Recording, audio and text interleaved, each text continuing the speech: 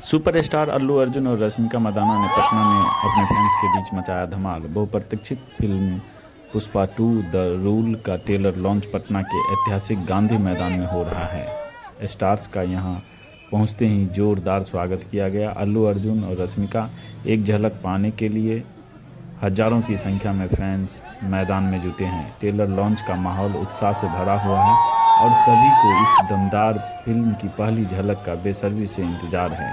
तैयार हो जाइए क्योंकि पुष्पा का जलवा फिर से छाने वाला है।